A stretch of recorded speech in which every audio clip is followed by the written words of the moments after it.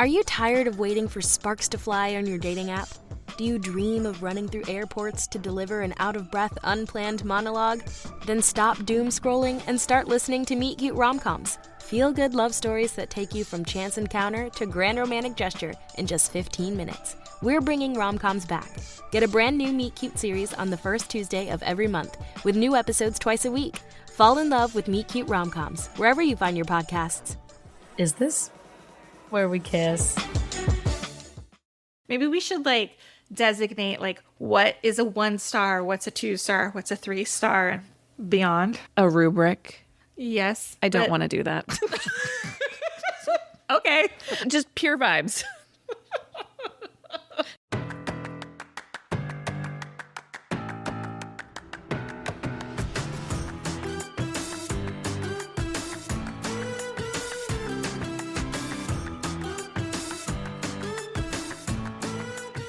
Welcome to Girls Gone Hallmark, a Hallmark review podcast. I'm Megan, a longtime Hallmark movie fan. I'm Wendy. I'm your former Hallmark hater.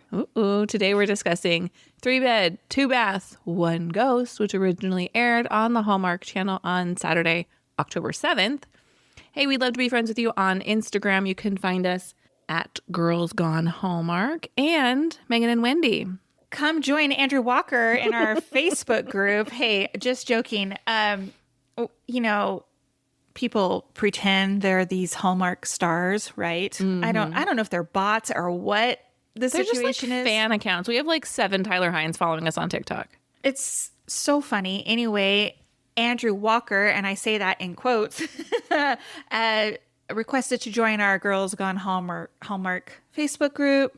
We denied him. But what was funny is I shared something about it on Instagram yesterday, and Andrew Walker himself laughed at it. He sent a little laugh emoji. So I love it. I thought that was funny. Anyway, we're Girls Gone Hallmark in Facebook groups. Come give us a join. The fake accounts is such a problem that Hallmark at some point earlier this year put out a list of the official social media presences of all of their stars. Smart. Because I think some of these accounts are nefarious. Yes, and I think their demographic could be easily targeted. Yes. You know what I mean? Wink, wink, nudge, nudge. Stop doing that, people. Yeah. Anyway. Don't take advantage. Don't talk to people in the DMs if you think it's Tyler Hines, because it's not. Let's talk some Hallmark news. Okay, I have a little bit. Okay, go ahead. TMZ reported that the Queen of Christmas, Lacey Chabert, recently reunited with Mean Girls co-star Lindsay Lohan and Amanda Seyfried to film a Pepsi ad. That's fun. Methinks it might be a Super Bowl ad. Yes. Do you think? That's excellent thinking. Yeah, kind of interesting. I'd get excited about that. Yeah, me too. I don't know why. I mean, I like that movie, but it has such cult status. Well, half these Super Bowl commercials, I'm like, I don't understand the reference. Sometimes they're real niche nods to some pop culture moment that I don't always understand. Mm-hmm. So that one I would get it. It's a balm to my Gen X heart. Yeah, I hear you. So we famously do not watch One Calls the Heart, mostly because we're so many seasons in at this point. Mm-hmm. And our Hallmark plate is full, but we would be remiss in not discussing the current drama on that show.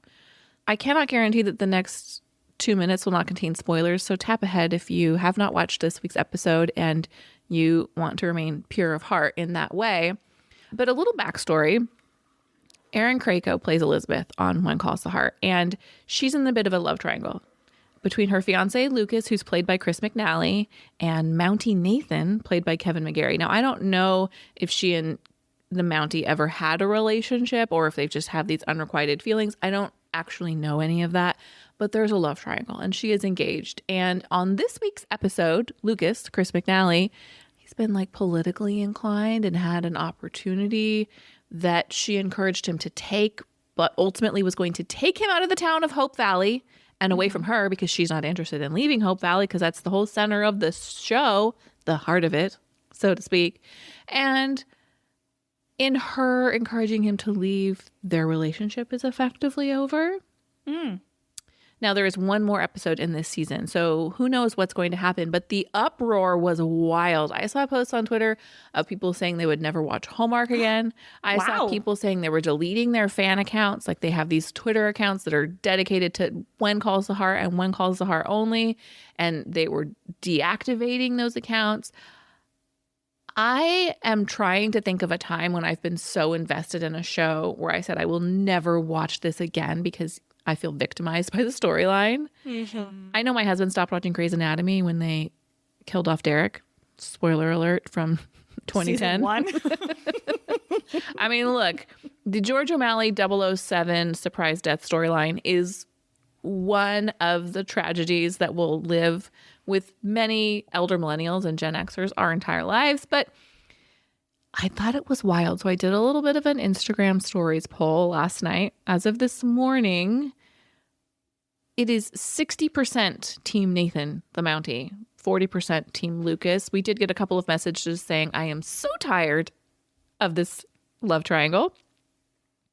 And then in response to this poll, another listener and friend of the show, who I will allow to remain anonymous at this moment, said, you need to ask what people think of Elizabeth, which I thought there's some hot intel, right? Like, are people over her? Mm-hmm. So I did a little slider. The average answer is like, they're giving her like a 60%. They're not a single person has slid all the way to the right.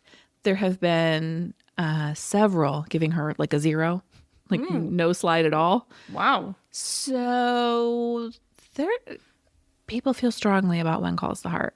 Answer me this. What are they pissed off about? Are they pissed off about the way the story's going or not going? Are they unhappy about McNally maybe leaving the series? Or I think all of the above. Maybe they believe that it's not true to what the characters, what they believe they would do or should do. Is Chris McNally leaving? Of course, there are clickbaity articles asking that question. There's no definitive answer. It's not like we know he's being written off the show or he wants to leave. So I don't think anybody knows for sure what's going to happen next week. Could we see a reversal? We don't know. But the Hallmark world is abuzz. Well, I'm sorry to miss it. Yes. We'll never understand for ourselves.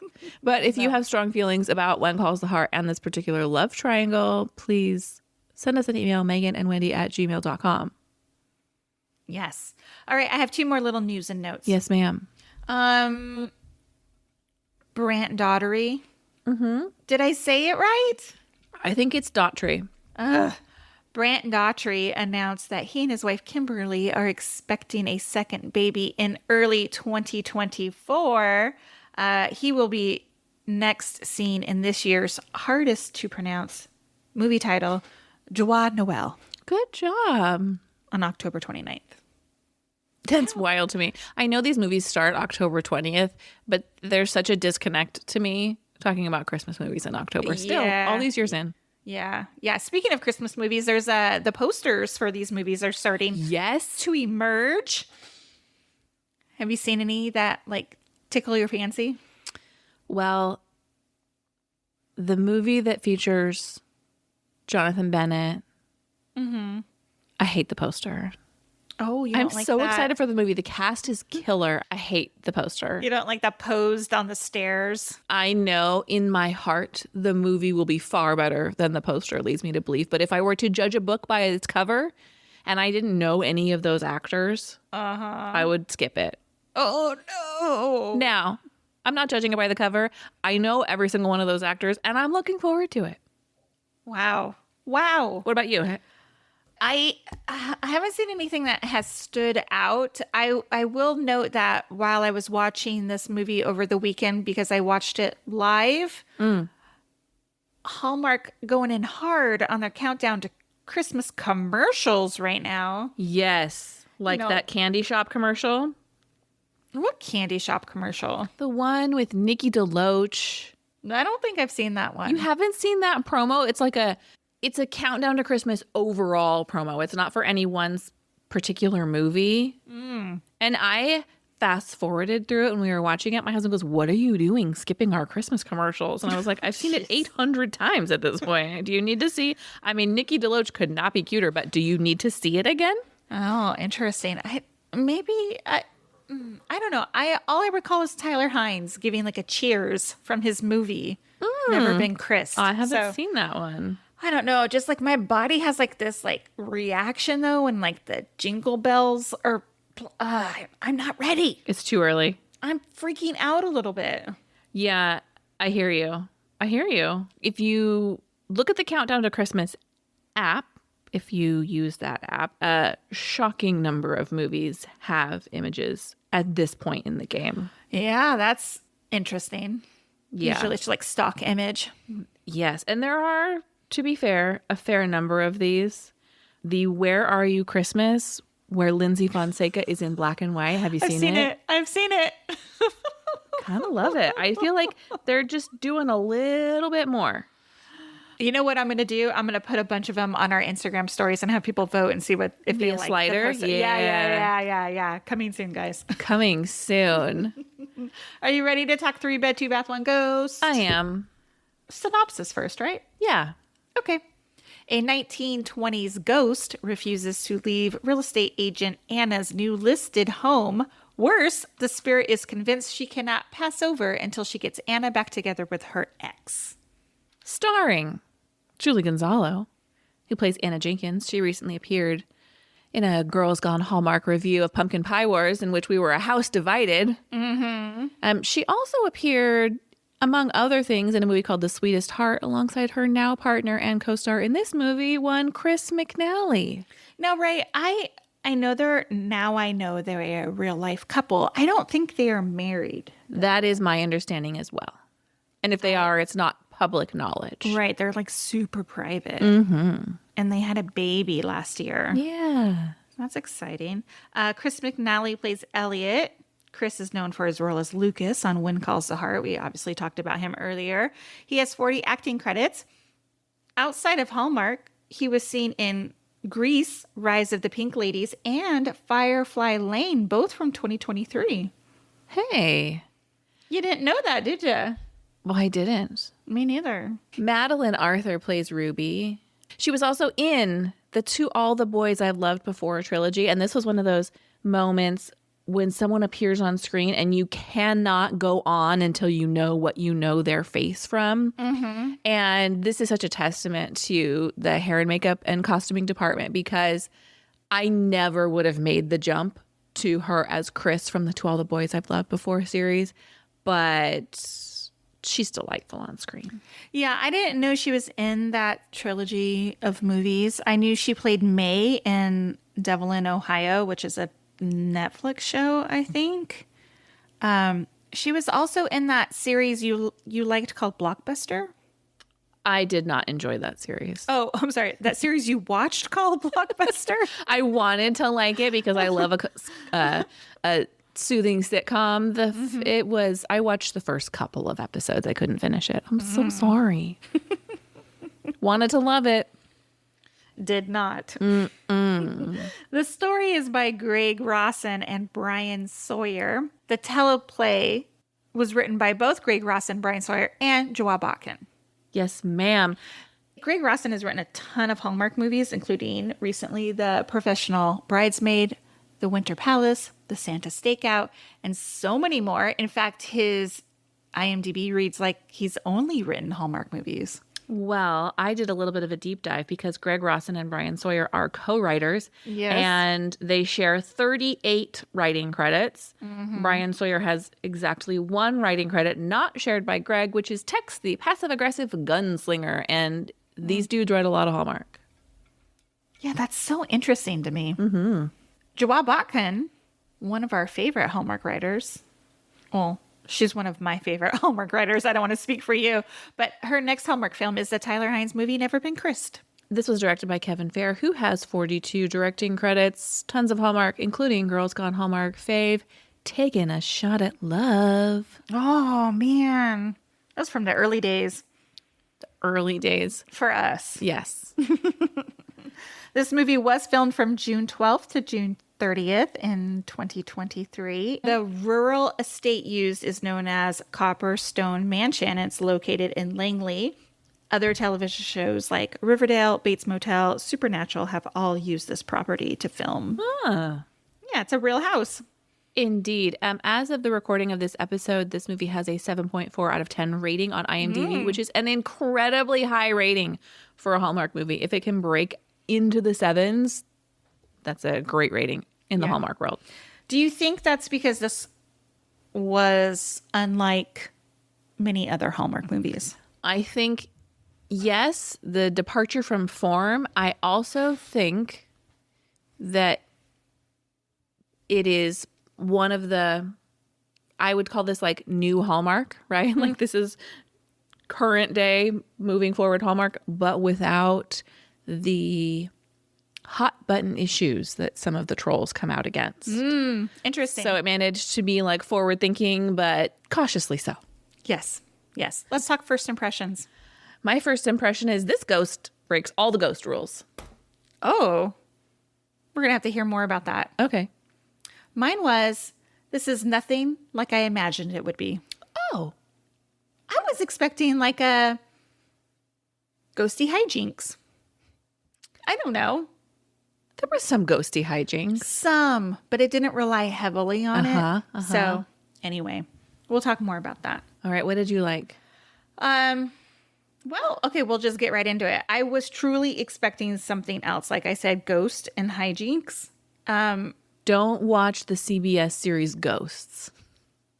Lots of that. It's a great adaptation, but you'd hate it.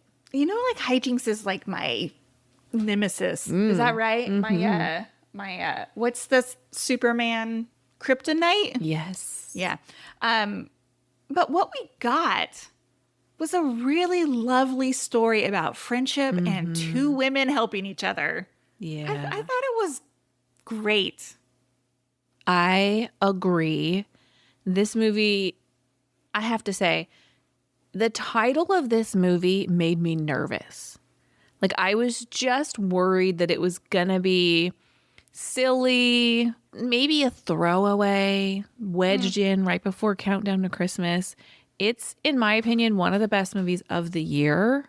Maybe the best. I need to look back over what we've seen. I thought it was fantastic, particularly the two female leads. Look, Julie Gonzalo can act circles around all of her co-stars in every movie she's in, but Madeleine Arthur, my notes say Madeleine Arthur is such a star in this movie. As Ruby, I loved her so much. I agree. Unfortunately, I think she might be one and done for Hallmark. Do you think she was like too typecast? No, I just think like she's on the rise. I don't think like Hallmark is going to be her playground.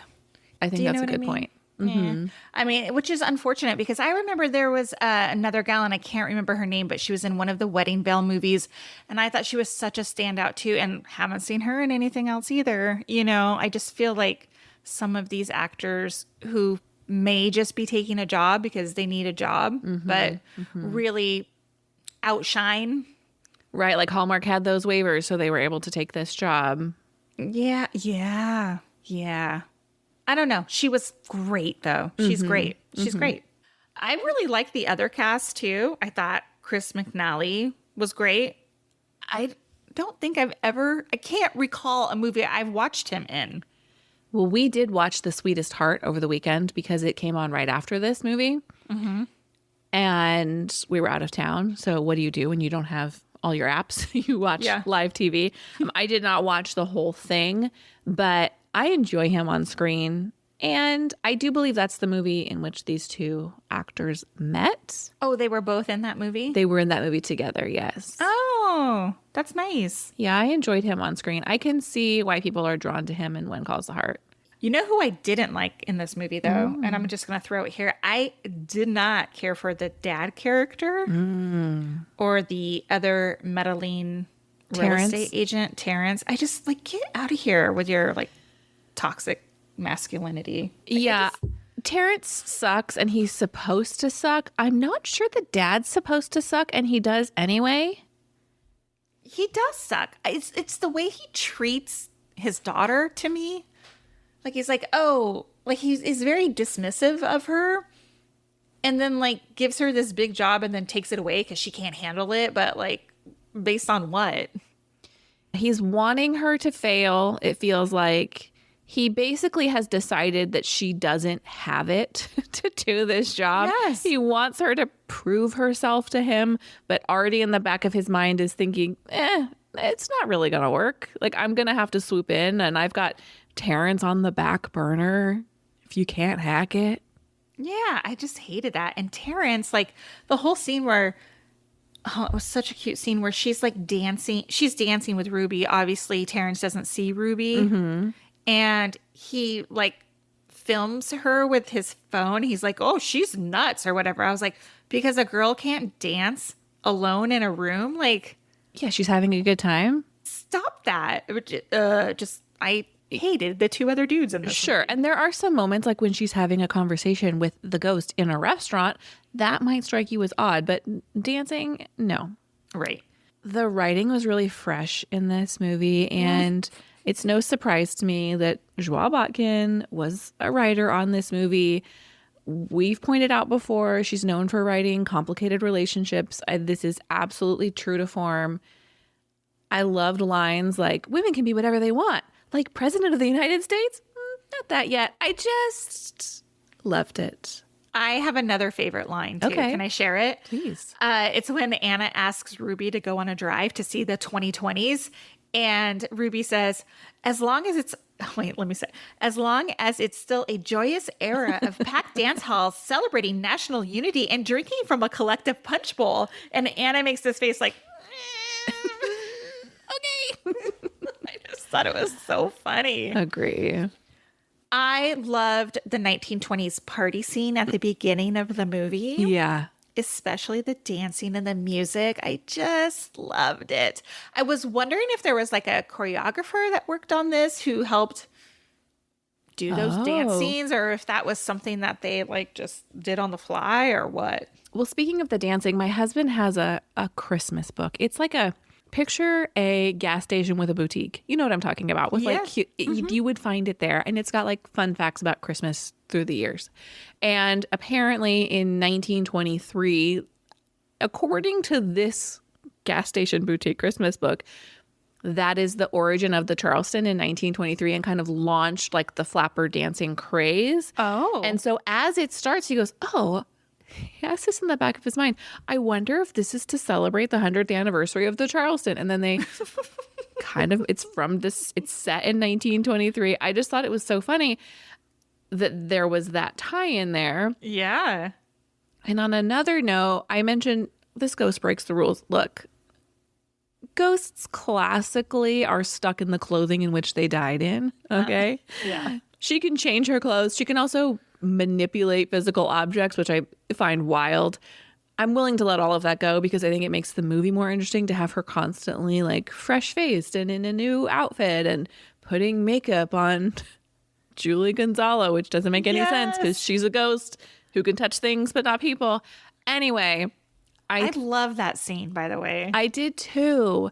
And I loved her many, many outfits. And I think it adds to the movie to just let nebulous ghost rules go. Yeah, because who made those rules? Right? I don't know. Who says a ghost can't move something? Correct.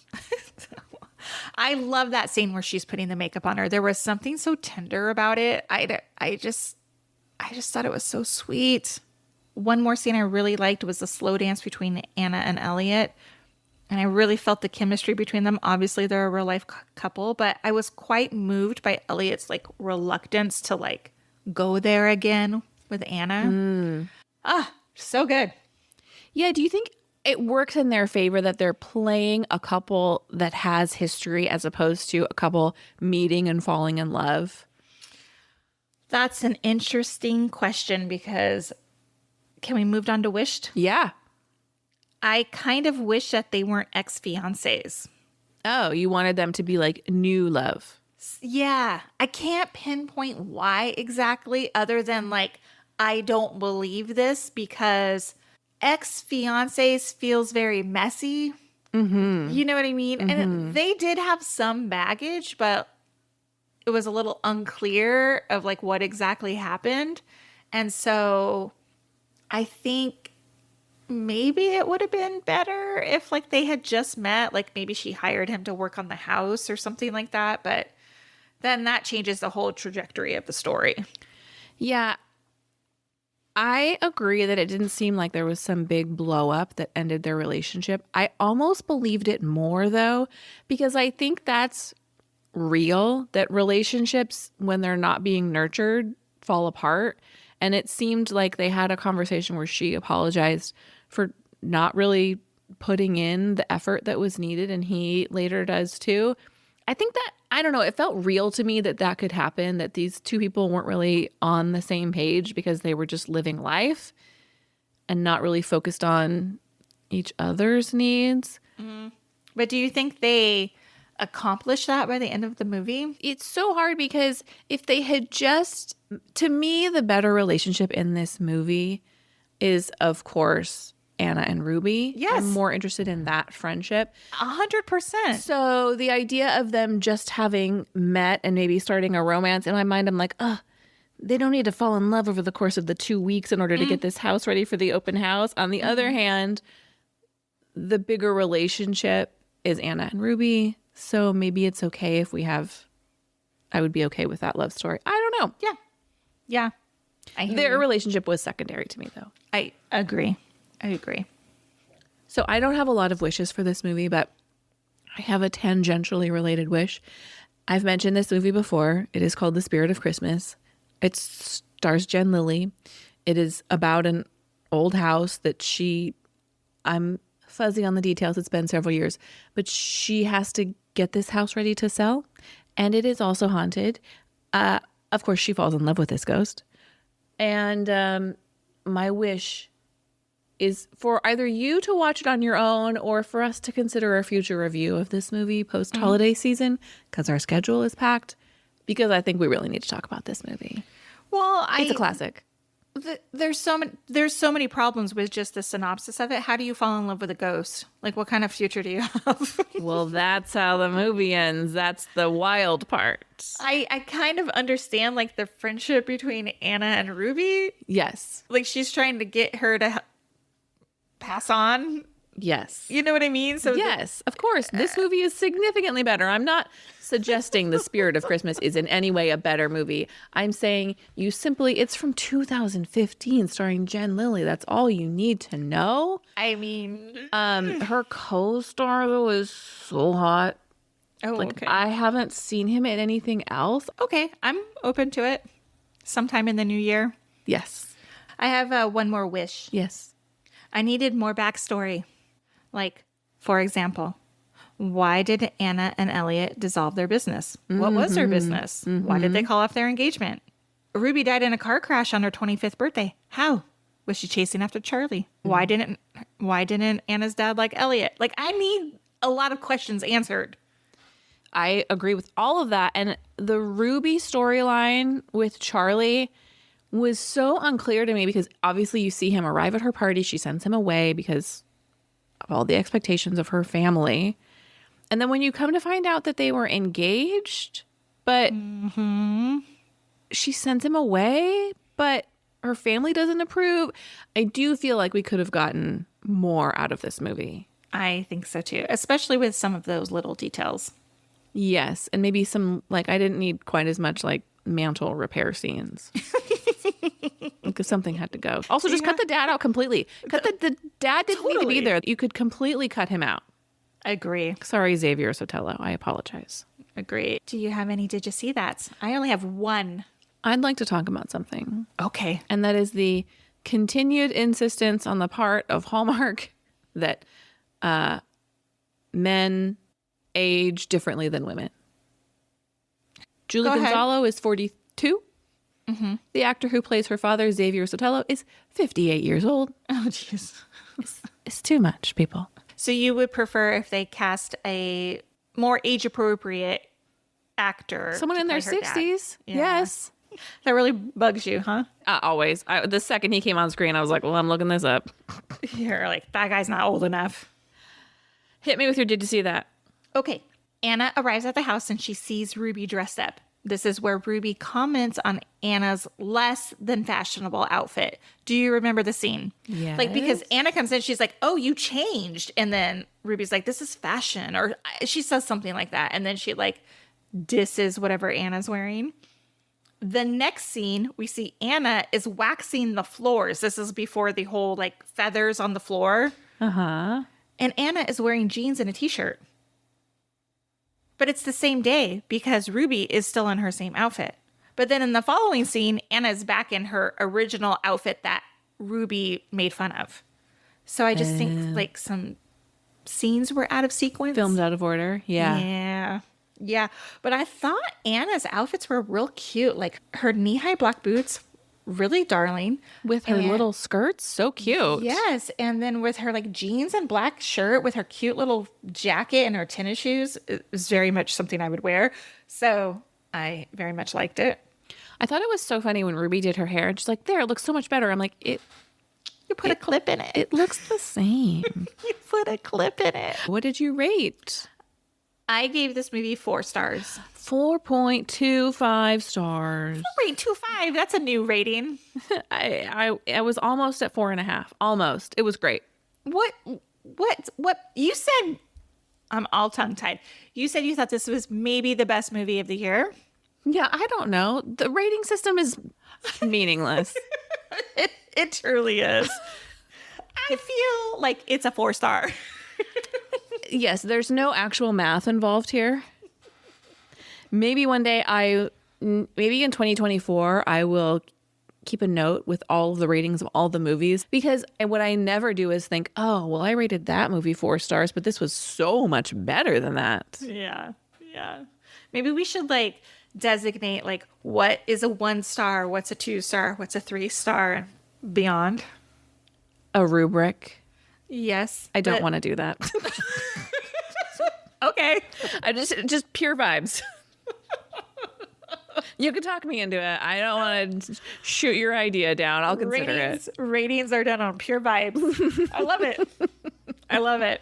If you love seeing real life couples on screen, we invite you to leave a rating and a review for Girls Gone Hallmark. It is the best way to help other people find our podcast. And you can do that right inside the Apple Podcast app. We have a special guest next week. Y'all, you are not going to want to miss Tuesday's review.